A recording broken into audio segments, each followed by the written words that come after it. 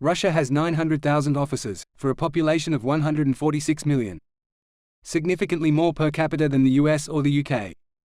However, Russia is facing a crisis with its police due to poor salaries, overload, lack of funding, corruption, and focus on political dissent.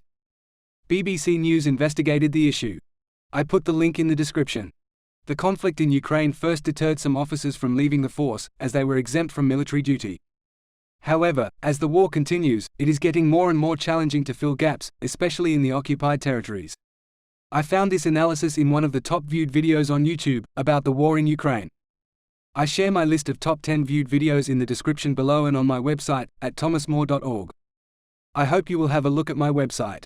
It is free and without login. Here is a quick summary of the videos. The Ukrainian army advanced west of Novoprokopivka. The Russians send reinforcements and fortify their defenses around Tokmak.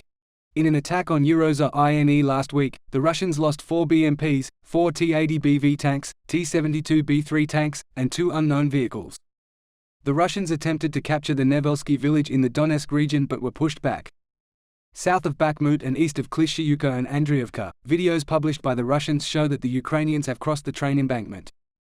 2 Ukrainian Su-24 jets penetrated 50 kilometers into Russia and returned unhindered.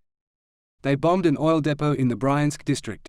A Ukrainian tanker called Russian support and got help for a T-72B3 tank captured from the Russians. The new Prime Minister of Slovakia, which borders Ukraine on the west, promised to stop helping Ukraine militarily, and called the Ukrainians fascists that started the war. Ukrainian President Zelensky held a meeting with 250 defense industry corporations from 30 different countries to ramp up weapons production for the war. Redacted claims that the mainstream media is supporting the military-industrial complex's agenda. Politico reports that the main U.S. concern is perceived corruption in Ukraine. Denis Davidov says that corruption is still in Ukraine, at all levels. The U.S. support Ukraine with a focus on reforms to reduce corruption. The mayor of the city of Sumy in the north of Ukraine was arrested with large sums of bribe money. A dog was resuscitated by Ukrainian rescuers in Rivne. Redacted claims that Ukraine is facing a shortage of men for NATO's war and is turning to women and younger boys for military conscription. Maxim Katz reviews the situation of the Russian economy while the ruble is dropping to 1 cent of a US dollar. Denis Davidov shows the pictures of a large Russian ammo depot before the war and recently. The New York Times reports that Russia might be planning to test a nuclear-powered missile. Which particularity would be an unlimited range? Moscow City Hall published a 434-page document listing Russian Secret Service facilities and locations. A Russian pilot defected to the United States from the United Arab Emirates. That's the 4th Russian military pilot to defect to the West. The Russian intelligence services are proposing closing the border for Russian officers to prevent further defections. A Russian army uniform warehouse in Rostov caught fire. Russia is building a new highway and railroad in the south of Ukraine in the Rostov Oblast. Kadyrov's daughter, 24 years old, was appointed vice prime minister, highlighting nepotism. Maxim Katz explains how Russia is on a dangerous path under Putin's leadership. Putin's supporters calling themselves Putin's squads blame the UK. Russian soldiers complained of being sent without ammunition and having poor quality rifles.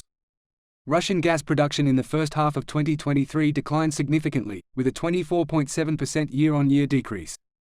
Russian Gazprom reported that its gas production had not been this low since the 1970s. Russians falsify a passport to make believe that Ukrainian president's wife is a Russian citizen. Illegal immigrants from Belarus attempted to breach the Polish border, allegedly inspired by Moscow and implemented by Lukashenko's regime. This is just a glimpse. I recommend that you watch the videos for more information. The links are on my website at thomasmore.org. And in the description below. Thank you so much for watching. And bye for now.